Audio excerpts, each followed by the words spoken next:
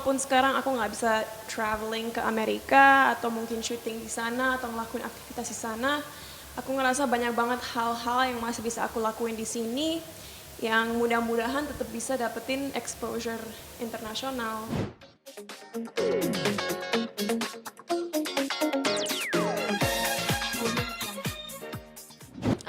Aku bersyukur banget karena selama pandemik ini aku ngerasa aku tetap sibuk. Emang ada beberapa project yang mungkin ke postpone atau mungkin apa ya ke cancel, tapi aku tetap bersyukur karena tetap banyak banget aktivitas aku. Kayak bulan Juni lalu aku syuting dance video single terbaru aku Cloud9 yang tayangnya bulan Juli. Terus sempat launching buat satu produk di mana aku brand ambassador mereka. Terus rekaman juga di studio. Terus sempat reading juga buat film yang mudah-mudahan kalau semua lancar akan syuting bulan Oktober. Apa lagi ya? Pokoknya banyak banget kegiatan aku dan ya di sela-sela seperti kayak hari ini aku jadi bintang tamu acara TV.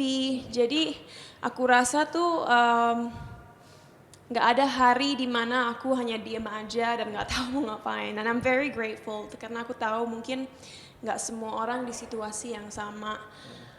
Tapi kalau secara luar negeri, kayaknya nggak ada siapapun ya yang bisa ngelakuin produksi di luar negeri, apalagi di Amerika.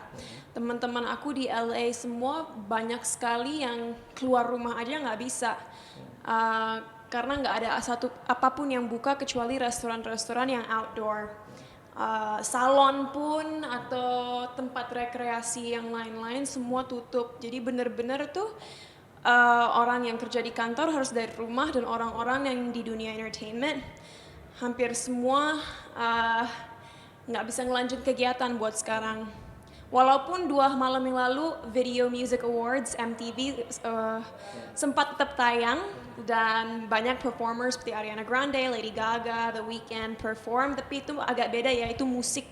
Tapi kalau film benar-benar nggak ada yang lagi produksi sekarang karena situasinya belum stabil di Amerika. But I'm fine with that karena aku rasa aku selalu bilang ini, tapi persepsi orang tentang go international harus dirubah.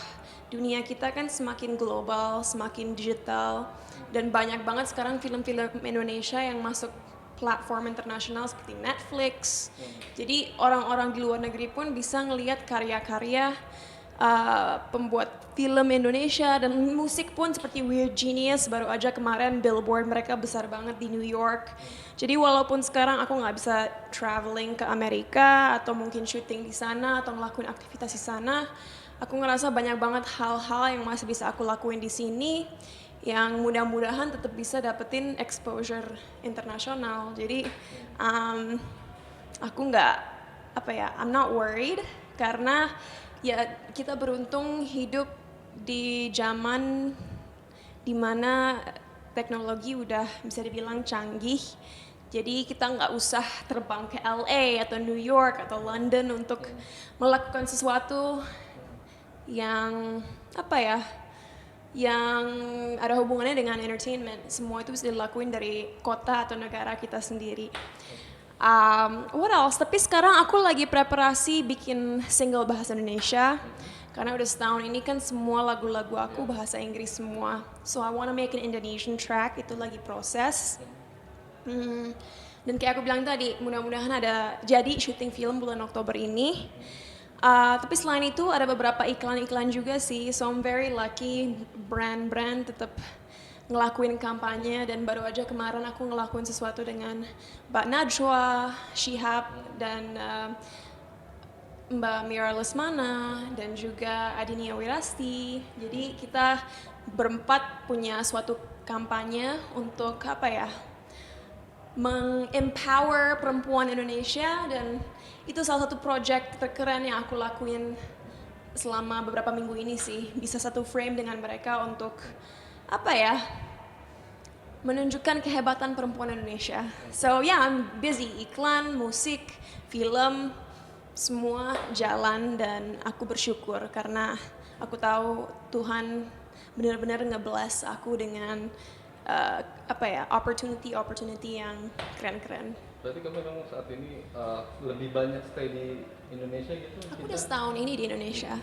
Dan alasannya apakah memang pandemi kayak gini, dan kamu ada rasa kangen juga nggak sih dengan Amerika? Secara Amerika kan jadi stay kamu yang kedua juga yang sering ke sana juga melakukan aktivitas banyak di sana juga kayak gitu. Aku udah setahun di Indonesia dan aku tunggu ya. Betul. Ya. Mas maaf kalau aku lagi ngomong jangan. Oh iya. Terus karena akunya jadi nggak fokus. Oke. Oke. Ya. Aku udah setahun di Indonesia dan biarpun aku kangen sama teman-teman aku di Amerika, kayak aku bilang tadi, I'm not worried, I don't feel like I'm losing anything karena dunia kita semakin global, semakin canggih teknologinya. Dan kebetulan karena pandemik emang nggak ada produksi apapun di Amerika, tapi biarpun ada pun emang fokus aku sekarang lagi di Indonesia karena aku ngerasa di Indonesia kita punya banyak banget musisi-musisi,